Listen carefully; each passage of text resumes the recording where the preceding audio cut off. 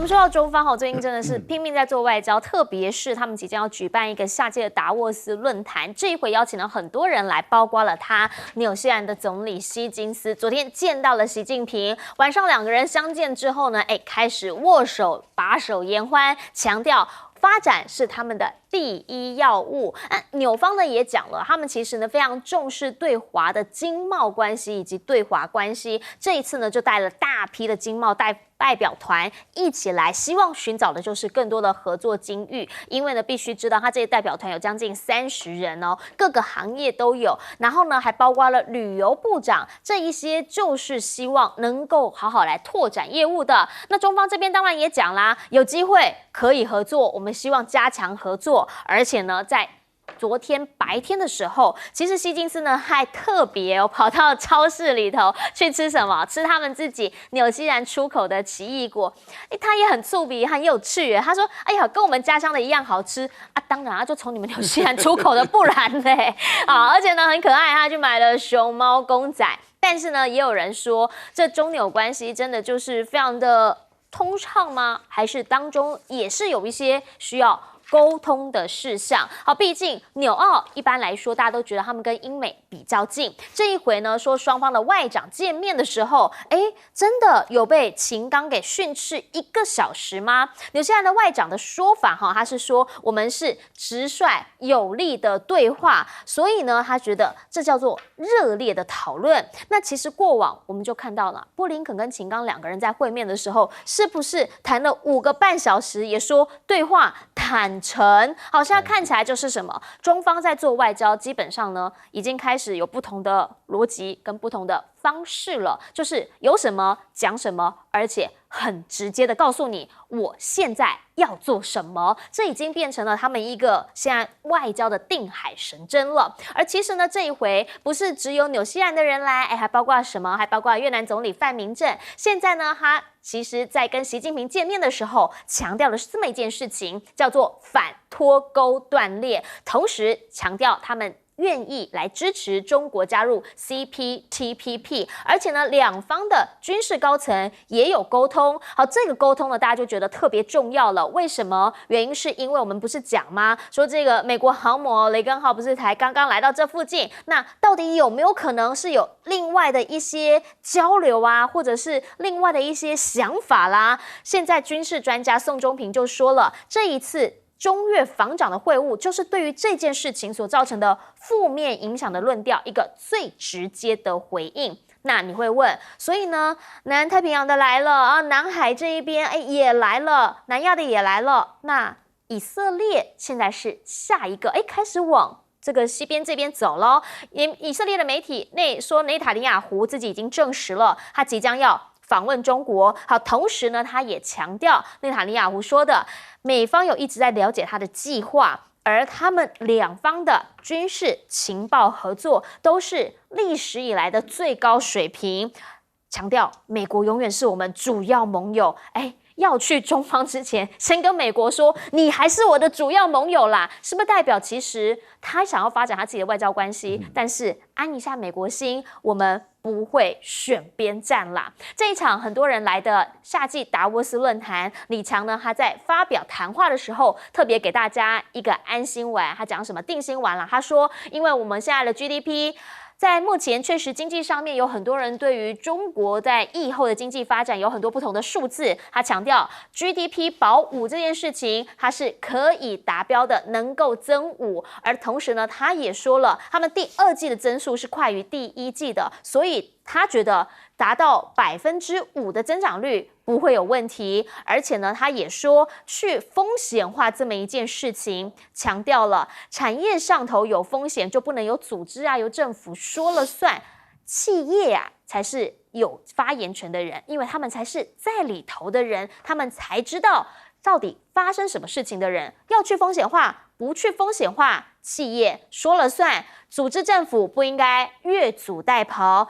没有点名，但是大家都知道他们在讲的是谁。现在在时隔4年之后，夏季达沃斯论坛在中方重启，那外资的部分其实呢也有非常多的人来到这个地方，看准的就是中方的市场。同时呢，沙烏地阿拉伯也派出了最大的官方代表团，24个人所组成的，他们就讲啦，金融时报所说的，现在其实中国看得出来，他们正在深化中东之间的合作。那当然，在这个重要的时刻，中东的人也想要来了解一下，到底未来在中方这边还有什么样的发展，还有什么样的可能性。回过头来请教赖老师，您怎么样来看？好，因为现在呢，纽西兰总理跟习近平见面了，强调双方呢要有更多的合作机遇。纽西兰的总理他讲了一个大实话，而且也做了一个很形象性的比喻。他就提到说这个因为事实上他是有点夸大了。纽西兰的总人口在去年的调查大概是513万多一点那他说成是520万给自己加了一些人好，不管怎么样，他说我们跟中国的关系就好像520万人的面包上面的奶油。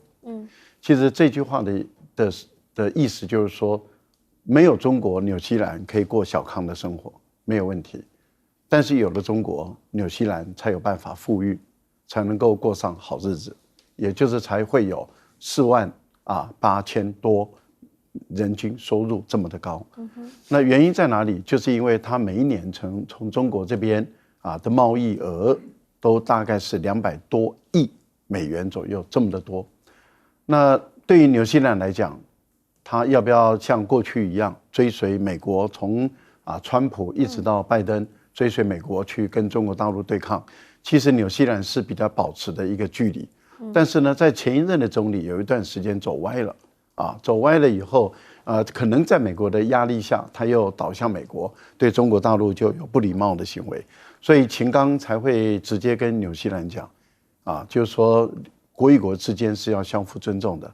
不是你来对我说教指指点点的等等的这些事情。那所以彼此当然也很坦率，那么直接谈。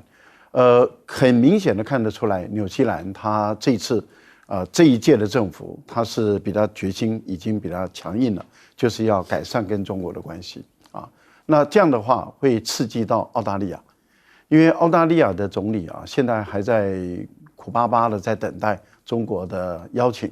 但是中方都没有打算，到目前为止没有打算要邀请澳大利亚。最主要在哪里？澳大利亚他妄想把安全跟经济脱钩分开，经济上赚大陆人的钱，然后再把这个钱挹注到国防上，然后再由军事上来遏制中国的发展，来打中国。这个简直是太天真了。那如果澳大利亚执迷不悟，一直要玩这套，就说哎呀，我们是经济归经济，安全归安全。你如果一直讲这套的话，那对不起，中国人不会买这个单。原因很简单，你不是捍卫自己国家的领土被人家侵略的安全，因为中国也不会侵略你的领土。你是跑到南海来，跟着美国，跟着日本，然后在南海还有菲律宾要去对中国的不礼貌，中国的不友善。那这个已经不是安全的问题了，你是介入了南海的一个争议。那既然谈到南海争议里面，那就涉及到越南的问题。我觉得越南这次讲话很露骨，那讲得很露骨，就是讲给美国人听的，说我们越南人不会被外国人来挑拨跟中国大陆的关系。难道他指的是任何其他的国家吗？指的当然就是美国嘛。意思也就是说，你美国人要挑拨我跟中国的关系，门都没有，我不会被挑拨的。但是我们要问的问题是吗？那是现在你有求于中国，你讲中国爱听的话。可是等到你哪一天摆脱你的经济困境了，你的基础建设跟上来了，你的经济又起来了，你会不会有改变？当然会嘛。不过越南在这一次导致让美国不好看，也就是中越的联合在北部湾的巡逻，在这个时候正在展开，那就是美国航母靠岘港的时候，越南同时玩两手的策略。好，那请教岳老师怎么看了？因为现在呢，我们看到了纽西兰或者是越南的总理来到了北京之外，比较让大家压抑的是，内塔尼亚胡自己说他要去下个月要到中方访问，同时他还强调他已经有跟美国这一边开始在喊话了。以色列是一个非常重要的国家，以色列本身的话呢，才是真正的麻烦制造者啊！以色列从1948年独立开始到现在为止的话，大家都知道为什么他屡战屡胜。这主要原因的话呢，就是美国全力的支持以色列，以色列未必是全力的支持美国。这个之间的关系要搞清楚。纳坦尼亚胡的话呢，他本身的话呢，在以色列的国内的政局当中的话呢，争议不断啊，这个是大家都非常知道的。但是呢，以色列之所以这一次的话呢，主动放出来要访问中国的消息，其实对中国来讲也是蛮欢迎的。跟刚刚这个提到了这个澳大利亚这个情况就不太一样，有3个原因了啊。第一个原因的话呢，就是中国知道有很多事情要让美国了解，要透过以色列，这个过程当中是非常重要的。再者的话呢，以色列我不知道大家有没有注意到，以色列是中东小霸王啊，有很多武器当中的话呢，长期来讲是有合作计划，台湾也不例外。以色列犹太人国家，他是做生意的，只要有利可图，这个各方面衡估一下，只要不涉及到国家安全的话，基本上也都方便。这个对于大陆来讲，这个关系一直不错。然后第3个最重要原因是以色列最近看到，这次纳坦雅胡他讲得非常清楚，就是有关于对待沙烏地阿拉伯的态度，他觉得非要从中国这边走是一个比较好的路线。为什么呢？因为的话呢，沙烏地阿拉伯跟伊朗之间和解了。对。然后呢，沙烏地阿拉伯跟伊朗和解的话呢，基本上呢，小沙拉曼呢就是不甩美国，而且表现得非常直接。你这边看到的这个夏季达沃斯里面也讲得非常清楚，就是说呢，沙烏地阿拉伯派出了最大的代表团，就是说全力发展跟中国的关系。就我必须要强调，中国的外交在2023年的春季表现的是可圈可点，是我长这么大关注国际新闻当中表现的最好的一个情况。这里头当中最重要的一件事情就是沙烏地阿拉伯跟伊朗在北京啊画手言和啊，这是终结了长达上千年的这种教派之间的争执。那么这个的话呢，说展现的意义的话呢，以色列是看在眼里的。因为以色列能够生存到今天的话呢，其实最重要的一个部分就是说是希望中东这些国家，不管是逊尼派也好，什叶派也好，他们要能够分裂，尽量分裂，这对他是可以啊，这个渔翁得利嘛。但是现在这种情况下的话呢，以色列想要得到最进一步的消息，必须要从这个角度。那对以色列来讲，国家安全最重要的就是要跟中国的关系，所以说一点都不令人意外。是好，所以呢，中东局势有一些在改变，但是也要请教我们的小舰长了，您怎么样来看？原因是因为呢，先前我们才讲了，怎么这个时候，当他们越南总理到北京来访问的时候，发现雷根号访越啊，那个时候大家还讨论很热烈，会不会军方这边没沟通上？但是现在发现2个人见面，宋钟平就直接讲了，这个就是最直接回应。好，我们来看这张图啊，那这张图呢，其实就呈现了现在南海的现状。那这一次呢，我们可以看到的是，雷根号他访问的是岘港，可是我们忘记了，他的编队里还有另外一艘船，是日本的出云号。日本的出云号现在已经变成是3万吨的轻航空母舰，因为它可以搭载 F-35B，而且它已经改成了 F-35B 适用的甲板了哦。它访问的是金兰湾。那大家觉得这样子四海升平？不，在那个6月20号之前，大家都不是这么讲的。大家讲什么？出云号跟那个雷根号要去的是那个仁爱礁，要去救这个马德雷3号。因为中国说从6月15号之后，马德雷3号的状况必须要有所处置。那为什么变成这样呢？其实我们想一想，每一个国家跟国家交往之间最重要的核心是什么？是国家利益啊。我们有想过吗？这个不管是出云号也好，不管是那个雷根号也好，他们分别到了金兰湾跟到了岘港，可以带动当地多少的经济吗？大家很难想象。我给大家举个例子，以前小舰长跟着敦睦支队一起去印尼的泗水港的时候，泗水的华侨跟小舰长讲，你们来前3个月泗水就开始涨价，那个所有的就是刚过完中国的农历年就开始涨，最高的物价最高的一天是什么？就是中华民国敦睦支队到的那一天。然后从哪一天开始跌？敦睦支队开始要走的那一天开始跌，再跌3个月，跌回原点。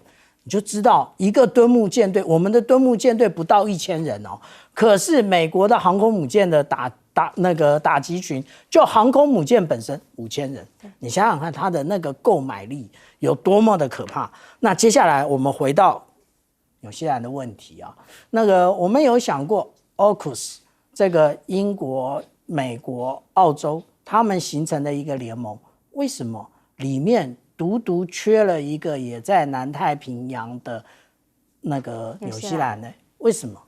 因为当时的纽西兰总理阿尔登他特别讲清楚了，也就是根据纽西兰长期的无核政策，不许核潜舰进入到纽西兰的领海，而且他们也不研发，这是一个国家的政策，不容撼动，所以他慢慢的就跟澳洲走不一样的路。好，到底在这一次的这些事件过后，欧洲总理呢埃班尼斯他说他也想要到中国来看看，纽西兰打头阵，说呢会变成一个模范示范，之后又会怎么样的发展呢？我们先进广告。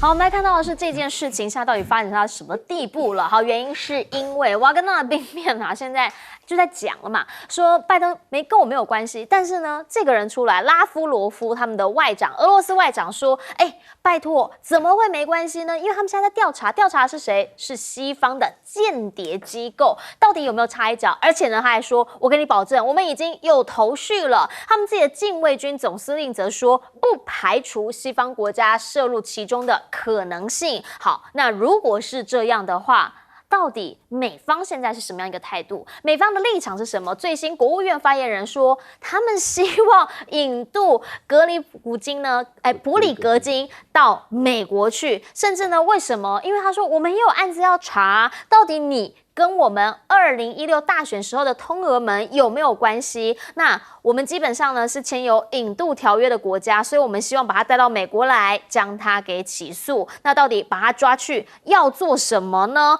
原因是因为先前好像很多人被叫到美国去说要来查案子的下场都不是太好。那如果是这样的话，开始又有一些阴谋论的事情跑出来了。那到目前为止呢，基本上也有很多的传言，包括现在呢，只要从这个在莫斯科这边任何的飞机升空，都会有人说那个里面到底有没有普京？原因是因为现在呢，莫斯科3架总统专机起飞的时候呢，说其中有一架它的目的地是在华府，这个是航班追踪网他们的显示，讲说呢，其中一架确实是飞往华盛顿的，剩下2架呢是没有目的地。那他如果真的是里头载了普京，那去华盛顿是要跟拜登讲话吗？那目的是什么？没有人知道。而目前呢，很多人都说这个普里格金应该人在白俄。目前呢，白俄的总统他也说话了，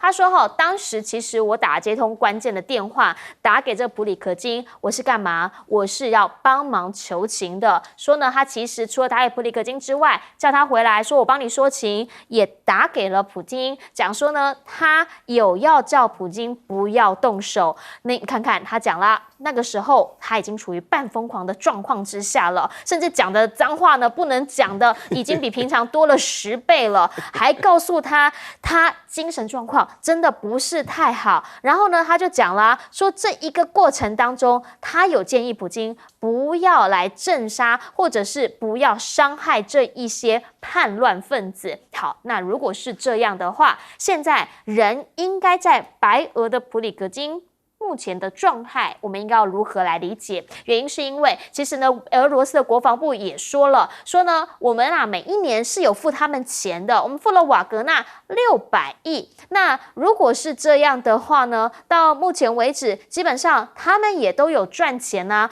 外汇公司所供应的俄军餐饮啊，我们也通通都用他们的啊，所以其实是不是我们该付的有付，你该拿的有拿，那你现在不满的到底是什么？普京就讲啦，他要查到底这一些有没有涉及中间有钱被人家拿走了，或者是中间有出现了什么他不知道的事情，他希望参与其中，没有人窃取任何的东西，或者偷少一点，没有点名是谁。但是呢，这一件事情现在确实他们是有在查，只是对于叛变的案的这件事，普京已经讲了。他说：“我不会追究。”所以呢，他们的联邦安全局确实也已经撤销了武装叛变案这么样一个案子的刑事指控，要快速收尾了。那整件事情到底留下什么？现在我们应该要如何去思考？同时，美国的角色是什么？回过头来请教赖老师，怎么样来看？好，原因是因为现在拉夫罗夫出来讲了，他们的禁卫军总司令出来讲了，西方国家应该参与其中。我觉得现在俄国已经表明了一个态度啊，就是说这个事情还没有结案，所以还在调查中。为什么俄国要强调这一点？它最主要的就是要找证据，如果有找到是美国或者是 CIA 或者是北约他们有涉入这件事的话，那他们要报复，他们要扩大反应，那这个它就有正当性。这个时候，北约或者是美国，它本身就会处于一个比较困难的一个局面。所以对美国人来说的话，对拜登他就必须要尽量的撇清关系。那要怎么样的撇清关系啊？他就一直在强调说，我们没有涉入啊，我们没有介入，我们没有去要颠覆你的政权，因为这是干涉内政，这其实是蛮严重的事，尤其是鼓动军队去搞政变，这个是真的是蛮严重的啊。不能够以为这个没事发生，这个一个国家面对一个国家要颠覆我政权的时候，他就是敌人了，他就是构成我政权存在的一个威胁，而且呢是可以直接对他发动战争的。所以我觉得对美国人来讲的话，他是在担心一个核武大国如果已经一口咬定，那就是你美国人要颠覆我这个政权，那他产生的报复行动情况就很难收拾了。可是问题就是美国的这些做法，目前来讲就是有时候会越描越黑。因为当初的这些情报单位啊，为了要邀功啊，为了要展现自己好像情报无所不能，然后放一个事后马后炮，在事件发生之后平定之后，然后突然说其实我们早就知道，你这其实我们早就知道，这个就糟糕了，因为你其实你早就知道，就会让普丁认为哦，那你为什么早就知道？从哪知道？你从哪知道？是不是就是你一手筹划啊？所以对于现在北约在处理这个越来越麻烦。那他的发言人，白宫的发言人就是说，哎呀，如果他跑到我们有这个引渡条约的地方的国家，我们一定把他引渡回来，好像就是说我们不会收容这个人啊，这样的一个情况。其实这个都是一种表姿态而已。可是我觉得普丁在这2天所做的事情，其实压力给这个普利戈金的压力是越来越高了。第一个，他告诉瓦格纳的这些军人，他说不是普利戈金给你薪水你的老板不是他你的老板是我是我给他钱，他来付你们薪水，要搞清楚状况，你们的薪水都是来自于俄国给的钱。那他就算了这么一笔账，就是从去年5月到今年的5月。俄国支给他860亿卢布，对，所以这个你们的薪水是我发的，佣兵是看谁给薪水听谁的，所以普丁的这个态度就是你们不应该听普利戈金的，你应该听我的这件事，所以不用感激他。第二件事，他又埋了一个更深的伏笔，他说普利戈金的这些公司就是协和这家公司卖食品给俄国。俄国支了800亿，所以你的财产是我给你的。现在我们在查，你有没有把我给佣兵的钱放在口袋里面？这个伏笔在哪里？伏笔就在于说，如果查到有贪渎的话，他没收他的财产就有正当性了。所以我觉得普丁也在给这一位这个反叛者，这个普利戈金，他也给他施加压力了，说你自己本身要看着办。你的财产，你在俄罗斯的财产，我是随时可以没收的。我觉得情况一直在缩小打击面了。是，来请教苑老师，您怎么看？因为现在有人说他是不是要快速收尾了？普京想收尾了。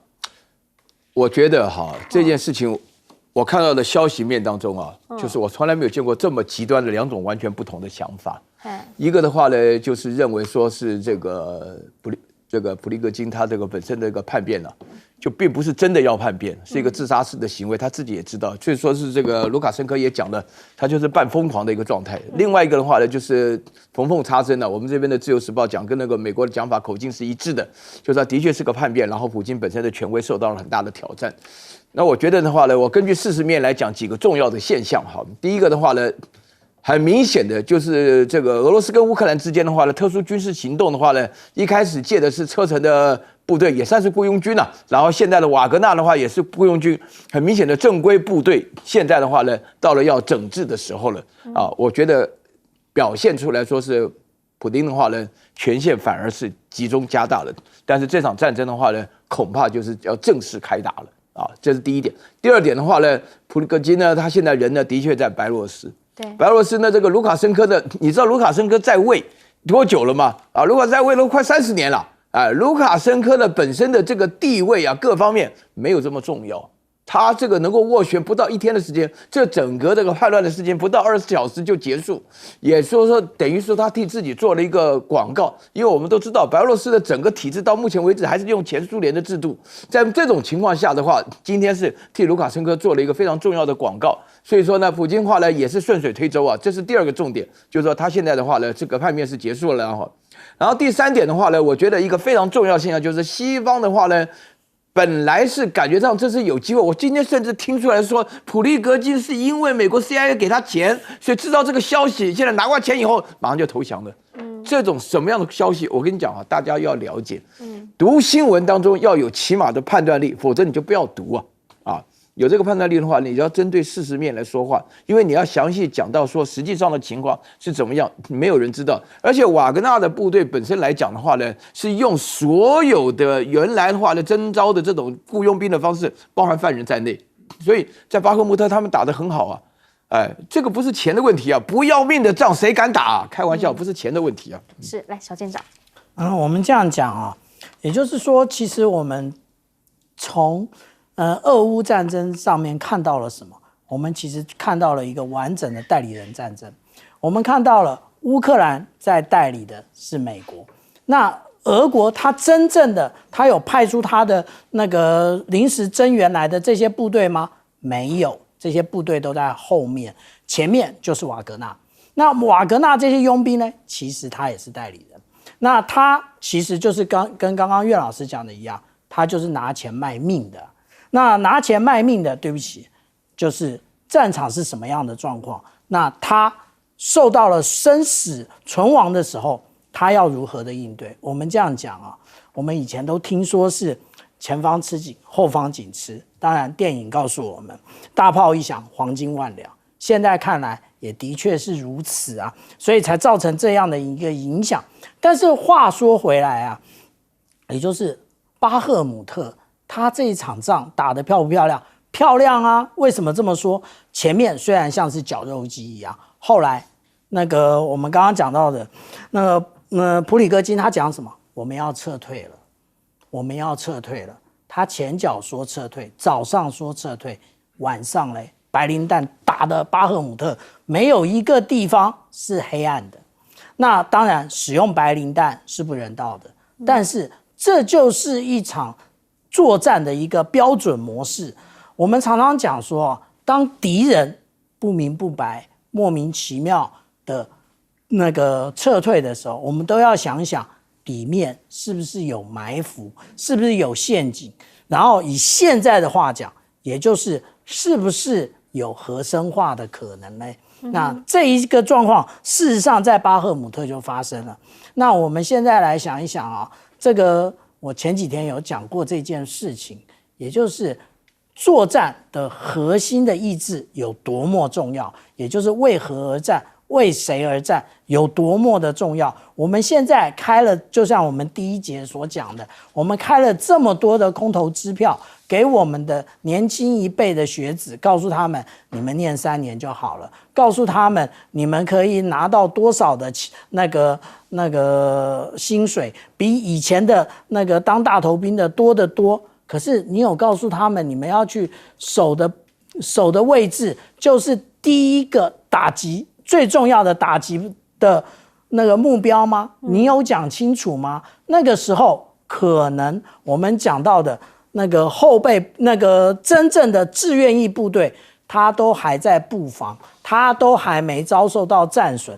那结果我们真正训练没有这么充足的学子，却要去顶上这个第一线，这样适合吗？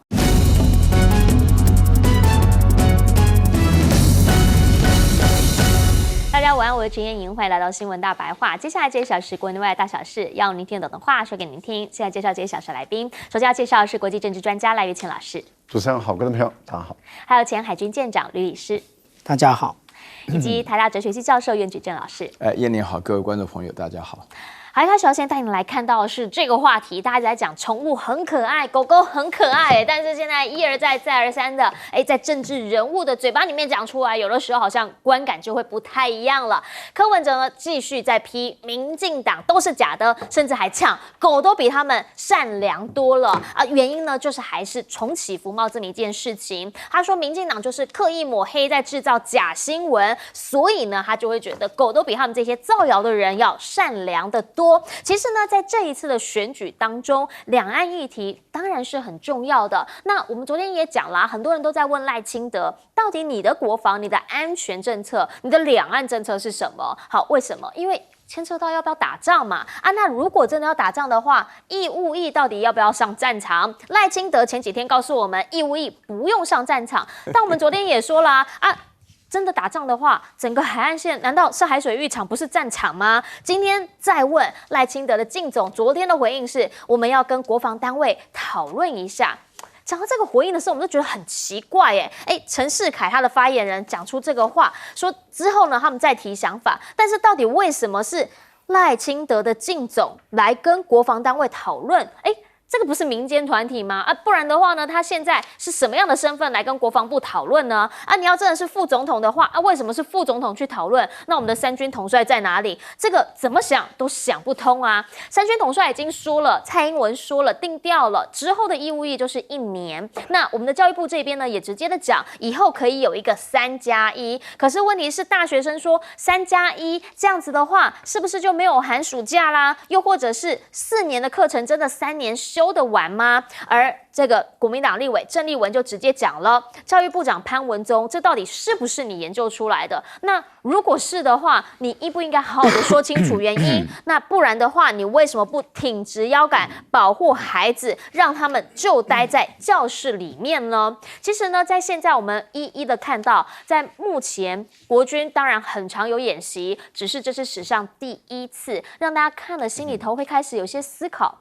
现在是开始做这样的演习了，发现第一次呢，在7月初的时候，汉光操演要进航1个小时，来大家打开你的日程表，7月26号有没有要去桃机搭飞机？有的话要注意，好，原因是因为24到28第一次呢，要用民用的桃园机场来进行反空机降操演，而这是第一次的操演。那大家就讲了，说现在呢是这一次，说只有这一天要注意，但是呢3天的影响啦。但是之前的第一次方案提出来的时候，其实是5天的影响，但是现在确定了会到民航机场。那如果是这样的话，会不会造成大家的不便？又或者是不是代表我们的国防战略已经开始做出改变？因为呢，在现在我们也看到美国人来了，美国的众议院的军委会主席罗杰斯呢，现在率了9人团来台访问。3天的访问行程，大家就在问，到底要谈些什么，或者是我们又要买些什么，又或者是不是要来跟我们讲讲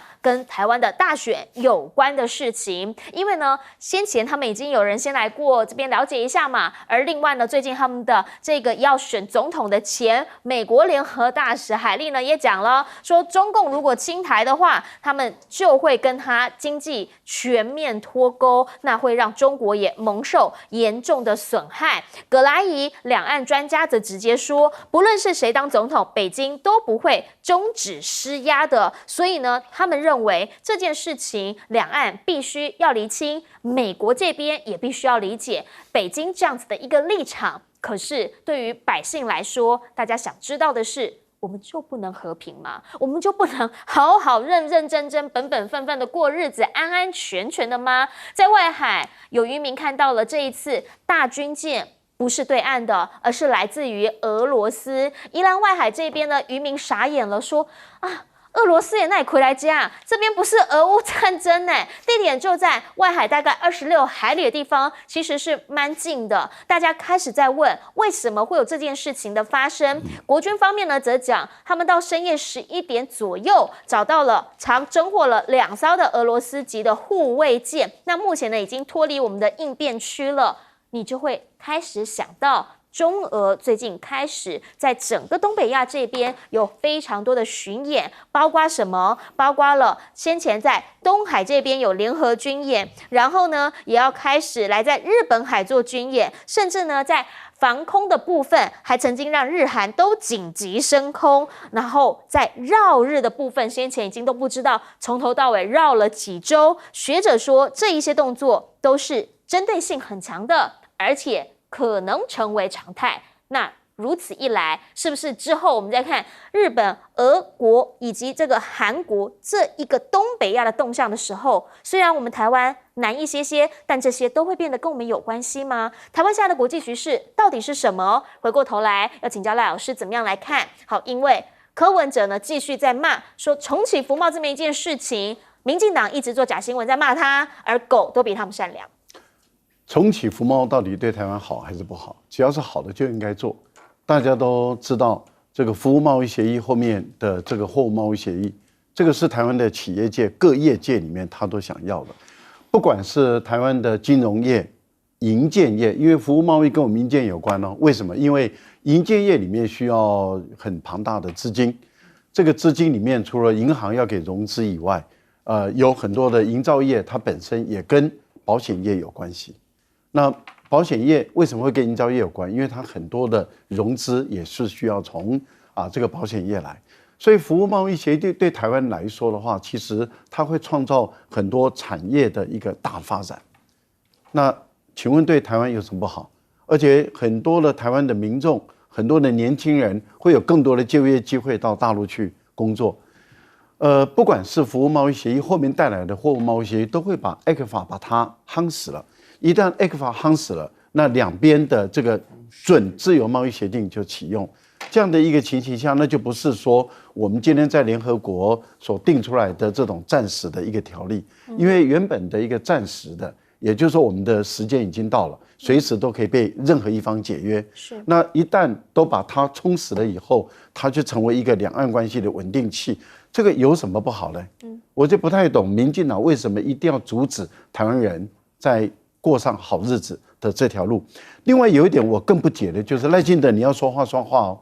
你说台湾当义务役的年轻人不用上战场，对，这是你说的。一旦两岸开打，义务役的所有的年轻的这些服兵役的人就可以离开军队，因为离开军队才能避免上战场。他是说可以保护基础设施，那你基础设施被攻击以后，那他是不是要赶快离开？因为他不用上战场嘛。所以他不管在海岸线，在基础设施，只要那个地方有可能炮弹落下来，那他就应该要脱离战场啊，因为他不用上战场啊。他既然不用上战场，那他为什么还要在军队里面？他当然要除役嘛。所以我觉得你赖清德你的配套措施就是，你既然说服兵役的年轻人他可以不用上战场，一旦两岸开打，服兵役的就应该可以马上退役。我觉得这个才合逻辑嘛，不然就完全不合逻辑嘛。这是第一点。第二点，志愿役的军人他一个月拿4-5万块、3、4万块，而义务役的军人一个月才拿多少钱？那你不能够同工不同酬啊。也就是说，不同的钱却都要去打仗，这个不合理嘛。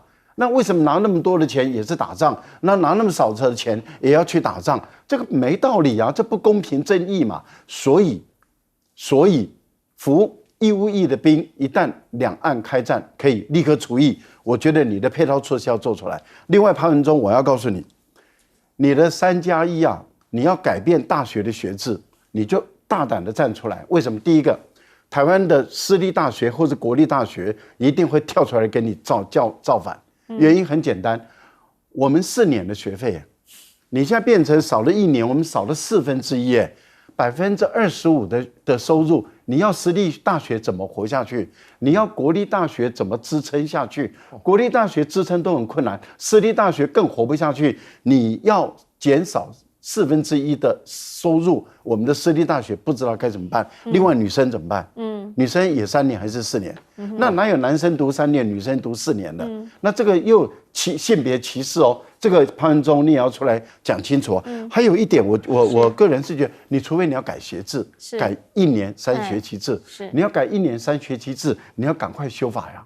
来。请教苑老师，你怎么样来看？原因是因为你看今天基本上大家现在对于安全议题都很在意，然后今天又看到美国人又来了，大家开始在思考，哇，他们又来了，然后我们现在又开始变成民用的机场都开始在做操演了，我们到底是不是整个战略有改变啊？您怎么看？这个很明显啊，这个美国人都怀疑这个蔡英文到底有没有心思要跟大陆好好干这一场啊，这个很明显的，因为这里面讲的每一件事情啊，美国的这个武装台湾呢，叫我们打巷战什么？美国的原则就是说尽量挑衅，但是绝不参战啊。那我们这边的话呢，尽量做出来呢，像以色列一样。我跟你讲啊，我针对于这个有关于这个3+1的事情啊，特别强调一下，因为在这当中就我一个人在国立大学教书了，对不对？啊，我必须要强调一下。这个事情讲起来荒谬到极点，因为你教育部长潘文忠，我原来就怀疑他只教过小学啊，跑来搞大学。他认为小学你先从小学改成4年开始弄起嘛，你这1年的话就补充起来，对不对？你现在的话既然可以改，你小孩子也可以当兵啊，娃娃兵到处都是啊。你既然要搞，就搞到底嘛，对不对？你自己懂不懂大学？你有没有跟大学商量过？你知道是什么东西？蔡英文啊，这些人的话，基本上也读了4年大学嘛，对不对？然后呢，你现在在做事情的话，你大学说改就改，我都不好意思讲。我真的不好意思讲，你有没有看到最近的大学排名啊 ？QS 排名跟 Times 排名啊，台湾的大学都是节节落败啊！我们真的说不忍心讨论了。我们现在大学办成这个样子，你居然还讲的说要空1年出来啊当兵？当兵的时候呢，随时爆发战争啊！我们先不要讲说是自愿役跟这个义务役当中的话呢，要不要上战场的问题。你自己本身做这件事情，你自己知不知道你在做给谁看？我讲明了。你就是做给美国人看，美国人的话呢就是软柿子给你吃到底，美国人的话呢就来这边的话呢就是卖武器，美国人找这些人，他每次来一次的话呢，就是贩卖了一大堆的武器，这些武器的过程当中，所以我觉得葛莱伊讲的话就是说，这个不管谁当总统，这个主持要换一下啊，那美国华盛顿都不会终止施压，施压叫台湾买武器，施压叫台湾武装自己，施压到台湾到处布地雷，施压的话呢，尤其是像海利这些人。哪里有资格讲这种话啊？这不自己要选总统跑来搞我们这边啊？我们是这样乱搞的吗？我们是这种情况下吗？台湾怎么混到这么惨呢？啊，让你说什么做什么啊？你们有没有问过我们的意见呢？刚刚主持人讲得很好啊，为什么和平从来就不是一个选项？蔡英文自己也讲了，战争根本就不应该是个选项，这是违反人道的。你们有没有读过书啊？你们有没有想过这里有活人啊？对不对？你们怎么开口闭口就不给战争，就是不给和平的机会呢？美国人来这边讲这种话，你要大声的谴责啊！你为什么要让人家读书读得好好的？3年之间不是停下1年去，万一战争爆发了，不就上战场方便吗？我跟你讲，你现在做这种事情的讲法，就是司马昭之心，路人都知。你做的每一件事情都是受到美国的压迫，你就做战争的全面准备啊！我们讲得非常清楚。永远就是连江南龙唱歌就讲，不是万不得已，你永远要给和平一个机会。你这边的话都完全没有说。那这边的话呢，柯文哲讲的话呢，就是说民进党造的人比狗都不如。他终于说了一句对的话，因为呢，重启这个服贸啊，这是很正确的。我们台湾为什么今天大家搞到这个样子的话呢，生活都还不错，因为我们从大陆赚来的钱刚好就是我们1整年的 GDP 啊。你这种情况你心里不明白。现在 RCEP 10+3都已经通过了，台湾完全是世界贸易的孤儿，没有服贸我们怎么搞？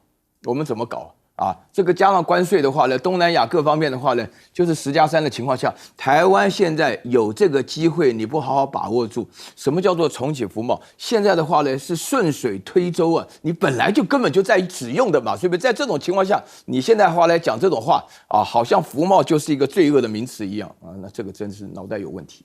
是，不过呢，我们要请教一下这个小舰长了哈。原因是因为昨天呢，其实不只是宜兰外海这些渔民吓傻了，其实就连很多人听到之后都吓傻了。因为呢，其实我们知道，先前呢，包括也许山东舰啊，或者他们在去巡演的时候，他们都经过我们的外海嘛，对不对？那有的时候呢，美军还会伴飞等等的情势，但是问题是。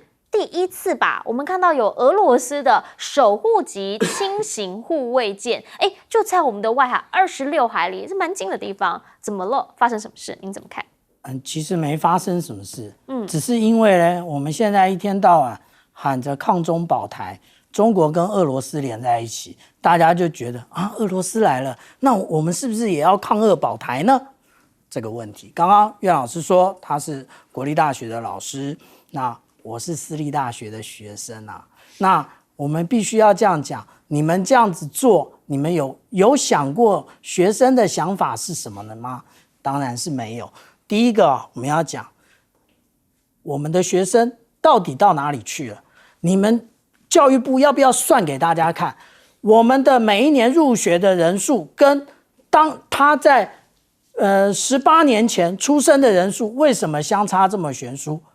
福州大学给我们答案，他今年就招了近300个学生，只有福州大学他就招了近300个台湾的学生去，其他还没讲的，还有中山大学，还有厦门大学，这些离台湾都很近的，到底去了多少？第一个，这是去中国；第二个，去美国的又有多少？我听一个留学顾问讲，他们公司今年就1000多个学生，通通都要到美国去念大学，不是硕士是去念大学。为什么？因为给你2诊啊，你一下又要这样，一下又要那样，一下又3年，一下又要去那个一下学费又怎么样的，那干脆直接去，只要家庭环境许可的，都去美国了。刚刚赖老师讲说那个就是说这些。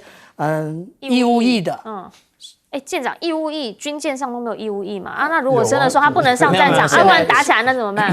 现在很少，没有，现在几乎等于没有了，因为已经没有上船了，都是自愿役，对吧？因为那个是陆军的。但是我问一个问题现在的作战模式第一打什么？第一个就打节点啊。打节点是打什么？打你的电厂啊，打你的自来水设施啊，打你的基地台啊。那不叫重要设施吗？对，那个就是我们的义务役的阿兵哥戍守的地方啊。所以不要每次都粉饰太平，讲一些好像那个似是而非的话。接下来我们来讲中俄联合空中战略巡航我们来看这个状况，我们有看到第一天。6月6号的第一天，这个飞机是从哪里飞出来？这飞机不是从俄罗斯飞出来的，它是直接从中国飞出来的。所以中国跟俄罗斯它的一个战略合作协作已经到什么地方了？大家扪心自问，国防部不要再骗人了。然后第二个，我们来看这样不断的，他们进入到那个穿越宫古海峡，然后到达那个菲律宾海。到底所谓为何我们有想过这个是所谓为何吗？其实他们针对的就是美国、日本、法国、加拿大的演训。那也就是说，人家都是准备好的，我们准备了什么？我们准备的永远都是那个骗人的话，都是告诉大家透懂不要怕，这个没有用的。好，我们先进去广告广告回来，我们也来看看到底现在中方他们的外交开始做到什么样的程度了。